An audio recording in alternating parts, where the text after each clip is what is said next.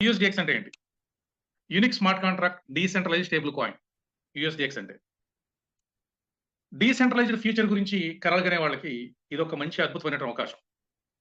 Cutting edge టెక్నాలజీతో $1 die ప్రైస్‌కి ఎప్పుడు కన్సిస్టెంట్‌గా ఉంటూ ఇది మార్కెట్‌లో ఒక రెవల్యూషన్ అనేది క్రియేట్ చేస్తుంది ఫ్రెండ్స్.